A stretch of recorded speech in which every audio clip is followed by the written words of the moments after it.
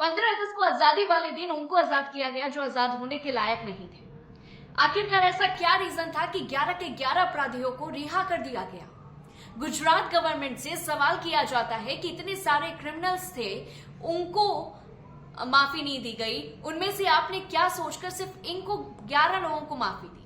नमस्कार, मैं हूं आपके साथ जूही तोमर और आप देख रहे हैं न्यूज नगेट्स विद जूही। बिल्किस बानो का जो इंसिडेंट हुआ था वो 2002 के गुजरात दंगों के टाइम हुआ था और हमारे लोअर कोर्ट से लेकर सुप्रीम कोर्ट तक ने 11 के 11 क्रिमिनल्स को सजा सुना दी। तो ये 11 लोग 15 अगस्त को फ्री कैसे हो गए? तो इसे समझने के लिए हम चलते हैं कुछ समय पहले। बिल्किस बानो जो कि 5 मंथ प्रेग्नेंट थी, गुजरात के दोहर डिस्ट्रिक्ट में अपने हस्बैंड और अपने 3.5 साल की बच्ची के साथ रहती थी। लेकिन ईद सेलिब्रेशन के लिए 24 फरवरी 2002 को सिंगवाद, जो कि गुजरात के अंदर है, अपने पिता के वहां आई हुई थी। अब इसके 3 दिन बाद 27 फरवरी 2002 को अयोध्या से कार सेवक साबरमती एक्सप्रेस ट्रेन से वापस आ रहे थे। अहमदाबाद के लिए जिस कोच में ये लोग आ रहे थे, जो कि S6 था, उसमें आग लगा दी जाती है, जिसकी वजह से पूरे गुजरात में जगह जगह पर दंगे होते हैं। 27 फरवरी को गुजरात में ये इंसिडेंट होता है और उसके अगले ही दिन 28 फरवरी को गुजरात के अलग अलग जगहों से दंगों की खबरें आने लग जाती हैं।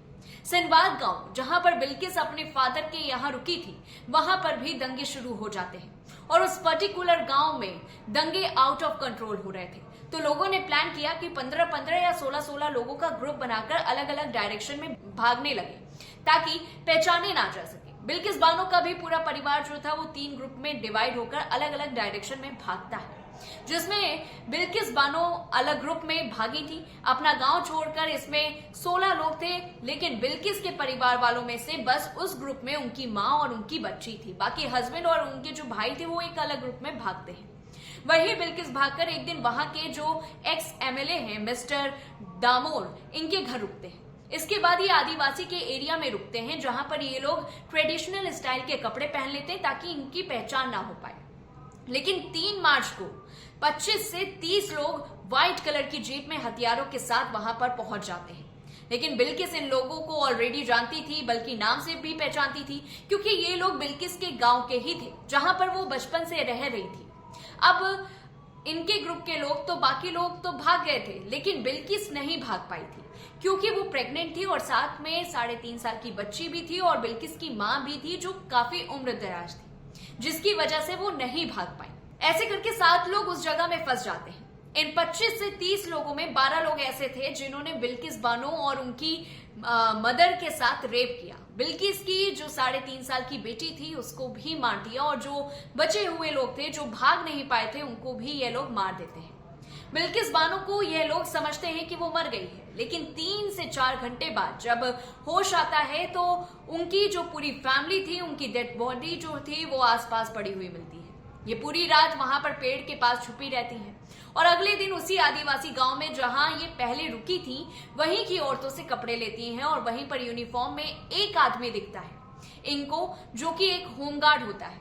उसको बिल्किस बानो पूरी कहानी बताती है। वो होमगार्ड इनको लीम खेड़ा पुलिस स्टेशन लेकर जाता है। शुरू में पुलिस स्टेशन पर FIR जो है नहीं लिखी जाती है और पुलिस आरोपियों को बचाने की लगातार कोशिश करती है, लेकिन वहां पर जो पुलिस ऑफिसर था सोम सिंह, उसने बिल्किस की स्टोरी जो थी, बिल्किस ने जो बताई थी, उसको मॉडिफाई करके कंप्लेन लिखता है रिटर्न में। और इस बात का तब पता चलता है जब CBI की इंक्वायरी होती है। जिस टाइम पर बिल्किस बानो अपनी स्टोरी बता रही थी, वहां पर मौजूद बाकी लोगों ने यह कंफर्म किया कि बिल्किस ने जो कहानी बताई थी और जो कंप्लेन में लिखा हुआ है वो दोनों अलग अलग बातें हैं।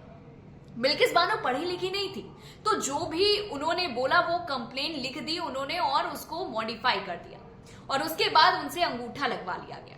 पुलिस ने तो ये भी कह दिया कि इस केस में दम नहीं है और अपनी एक क्लोजर रिपोर्ट भी जो है वो भी सबमिट कर दी जाती है। इसके बाद बिल्किस बानो को इकबाल रिलीफ कैंप में शिफ्ट कर दिया जाता है और वहां पर वो अपनी सारी कहानी लोगों को बताती है। सुगरा बहन और लातिफा बहन जो कि कैंप की ऑर्गेनाइजर होती हैं, ये बात आगे बढ़ती है उनकी, और कई NGO भी जो है इसमें इन्वॉल्व होते हैं। इतना ज्यादा प्रेशर बनता है कि सुप्रीम कोर्ट ने CBI इन्वेस्टिगेशन के ऑर्डर दे दिए। CBI ने और चीजों की जांच की और अपनी चार्जशीट सबमिट कर दी। ये जो आप स्क्रीन पर देख रहे हैं ये बिल्किस बानो लखनऊ केस की जो है चार्जशीट की कॉपी है जो सीबीआई ने सबमिट की थी। इसमें सीबीआई ने साफ बताया है कि इस पूरे केस में बिल्किस बानो के साथ नाइंसाफी हुई है। जिस केस में पुलिस पूरी तरह से क्रिमिनल्स को छुपा रही थी, उनके नाम छुपा रही थी, जिन लोगों ने हमला किया था वो बिल्किस के ही गांव के लोग थे और बिल्किस उनके नाम को पहचानती थी, जानती थी। जिन्होंने हमला किया था वो बिल्किस के ही गांव के थे।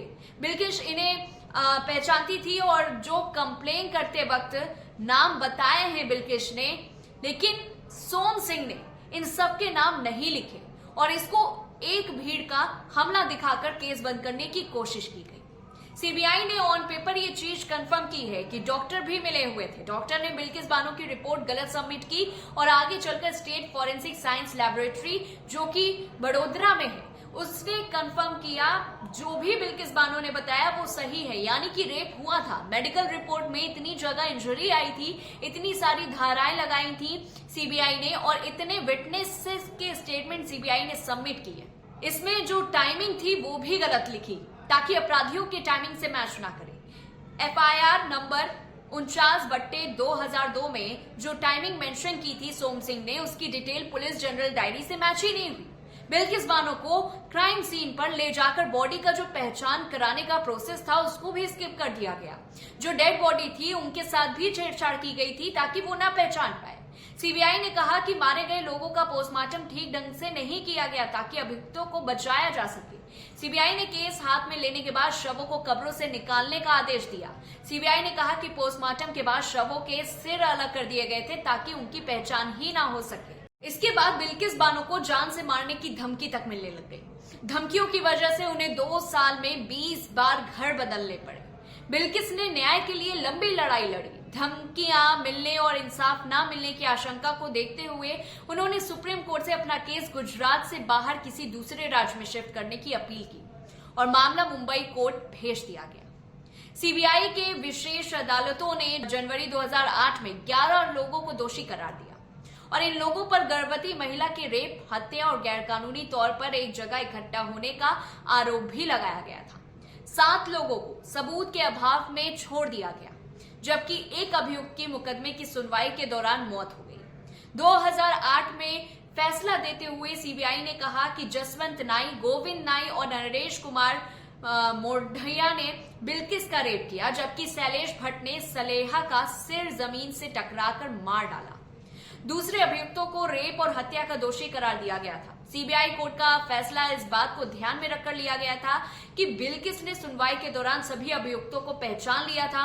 उन्होंने कहा कि इनमें से अधिकतर उनकी जान पहचान के लोग थे। सीबीआई ने अभियोजन पक्ष की अपील मंजूर करते हुए कहा था कि बिल्किस का गैंगरेप किया गया, फिर उन्हें बुरी तरह मारपीट कर अहमदाबाद से 270 किलोमीटर दूर बसे गांव रंधीकपुर में मरने के लिए छोड़ दिया गया। सुप्रीम कोर्ट ने 2019 में बिल्किस बानो को 2 सप्ताह के भीतर 50 लाख रुपए मुआवजा, घर और नौकरी देने का आदेश दिया था। इसके पहले की सुनवाई में भी कोर्ट ने इसका जो है आदेश दिया था, लेकिन बिल्किस ने कहा था कि उसे कुछ नहीं मिला। सुप्रीम कोर्ट ने गुजरात सरकार के वकील की उस दलील को खारिज कर दिया था जिसमें मुआवजे को बहुत ज्यादा अधिक बताया गया था। वकील ने कहा था कि 10 लाख रुपए का मुआवजा देना काफी होगा। इससे पहले गुजरात सरकार ने बिल्किस को सिर्फ 5 लाख रुपए का मुआवजा दिया था। मई 2023 से दोनों पक्षों की ओर से दलीलें दी गई। बिल्किस की ओर से दलीलें दी गई कि उन्हें दोषियों की समय से पहले रिहाई के बारे में तब पता चला जब उन्होंने जेल के बाहर जश्न मनाते हुए देखा गया। जी हाँ, मतलब यानी कि उन 11 आरोपियों को फिर से रिहा कर दिया गया। जल्दी रिहाई का ट्रायल जज ने विरोध किया था। उन्होंने दोषी ठहराया था और कहा कि दोषी किसी भी तरह की रियायत या छूट के हकदार नहीं है। लेकिन अगस्त 2022 में पंचमहल कलेक्टर सुजल माया यात्रा ने एक बयान में कहा था सुप्रीम कोर्ट ने गुजरात सरकार को उनकी सजा में माफी के मसले पर गौर करने का निर्देश दिया था, जिसके बाद सरकार ने एक कमेटी का गठन किया और इस पैनल की अध्यक्षता कलेक्टर ने की है। कलेक्टर ने बताया कि कमेटी ने घटना के सभी 11 दोषियों को रिहा करने के पक्ष में सर्वसम्मति से फैसला लिया। राज्य सरकार को सिफारिश भेजी गई थी और एक दिन पहले ही उनकी रिहाई के आदेश मिले, जिसके बाद 15 अगस्त को गोधरा उप जेल से रिहा कर दिया गया। सुप्रीम कोर्ट में जस्टिस बीवी नागरत्ना और उज्जवल भुइया की बेंच ने फैसला सुनाया। महाराष्ट्र सरकार ही माफी आदेश पारित कर सकती है। गुजरात सरकार को कोई अधिकार नहीं। चूंकि मामले की सुनवाई महाराष्ट्र में हुई, सुप्रीम कोर्ट के साथ धोखाधड़ी वाला कृत्य किया गया। सजा माफी की याचिका में फैक्ट को छिपाकर आदेश देने की मांग की गई। सुप्रीम कोर्ट का कहना था कि प्रतिवादी संख्या 3 ने यह नहीं बताया था कि गुजरात हाईकोर्ट ने 437 सीआरपीसी के तहत उनकी याचिका खारिज कर दी थी। इसके अलावा प्रतिवादी संख्या 3 ने यह भी नहीं बताया गया था कि समय पूर्व रिहाई का आवेदन महाराष्ट्र में दायर किया गया था, न कि गुजरात में। वहीं इस अदालत में धोखाधड़ी का खेल खेला गया। इस अदालत की ओर से गुजरात सरकार को छूट पर विचार करने का कोई निर्देश नहीं दिया गया था, लेकिन बिल्किस बानो केस में जिस तरह का बिल्किस बानो केस निकल करके सामने आया, उसमें 11 के 11 आरोपियों को रिहाई दे दी जाती है, जिसके बाद फिर से एक बार बिल्किस जो है वो हाईकोर्ट का दरवाजा खटखटा रही है।